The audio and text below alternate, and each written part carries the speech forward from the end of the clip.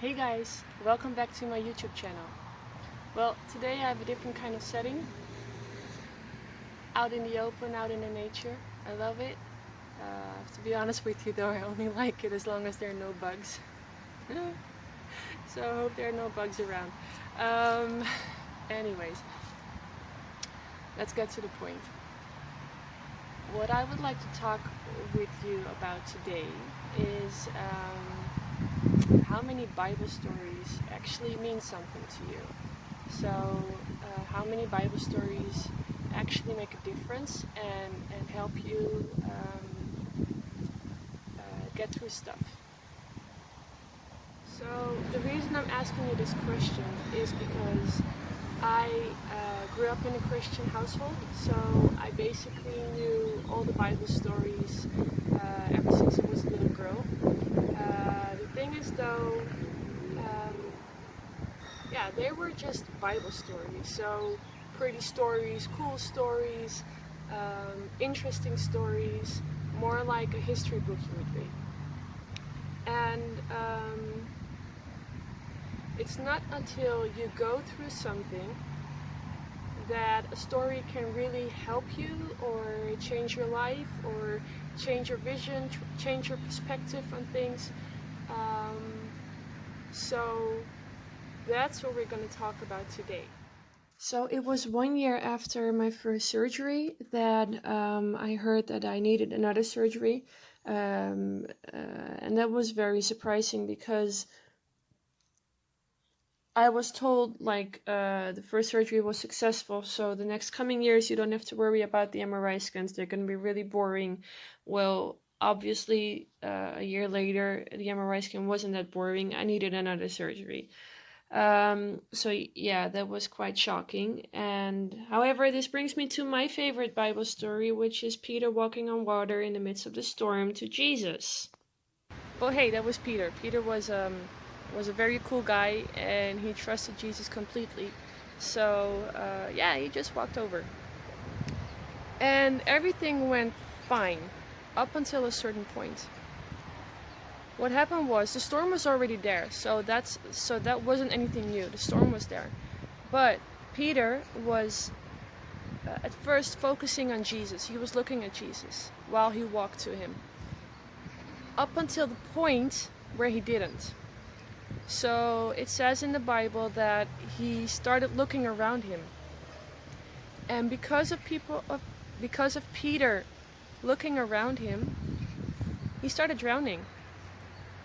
And Jesus picked him up out of the water, so Peter didn't drown, don't worry. So when you're in the midst of a storm and you don't focus on Jesus anymore, then it's all going to be tougher, because then you have to rely on your own strength. It basically means that Peter would have to be a very good swimmer in order to get himself out of there. And that's how most of us live our life.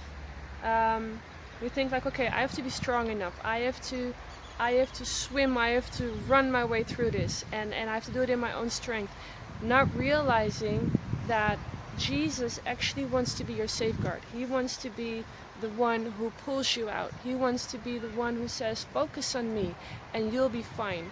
I know that there are storms around you, and I know that it's tough, and I know that it's scary, but don't worry about it, because I'm right here. I am here to help you. I am here to get you through it.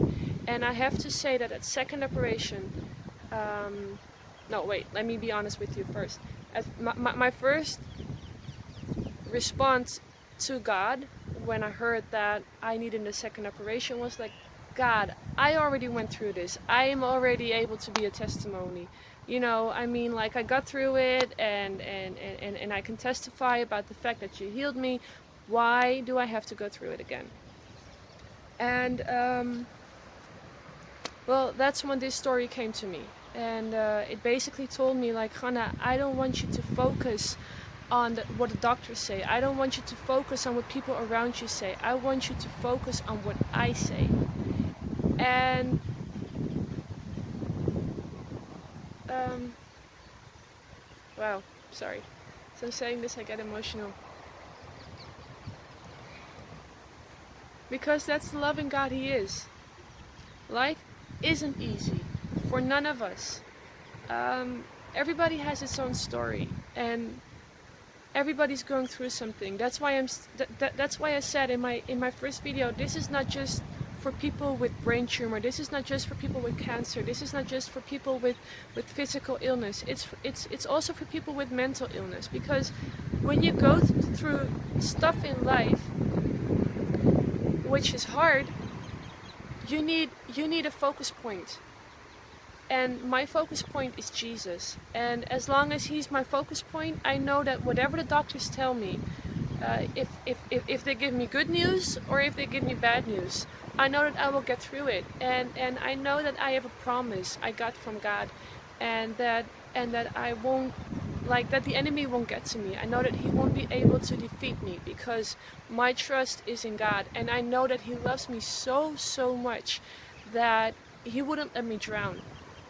Even with Peter, like Peter, he was doubting. He was like looking around him, looking at the waves, being afraid, being scared. And that's normal. I mean, he was a human being. Who wouldn't be afraid in the midst of a storm, walking on water? But Jesus is compassionate. He's loving, He's caring. He didn't let him drown. He reached out His hands and He said, "Come here, Peter. Even though you looked around you, and even though you started doubting me for a little bit, it's okay. I still love you, and I still care about you, and I'm still there for you." And yeah, that's basically for today. As I told you, we have gone through a lot, so this is not even half of what we've gone through. And the beautiful thing is, though, is that this story was exactly the story I needed, and I still need up until this point. Just to know that my husband and I, we've come to realize that we should never put our trust in what people tell us. We should never focus on that, because we have had many disappointments in life, and many times where we were like, why and how, and you know, and yeah, uneasy, difficult times. But because our focus is Jesus, we know every single time that we'll get through it, and that we will survive and we will conquer, and we don't have to worry about anything. So, well, that's it for today. Stay tuned, and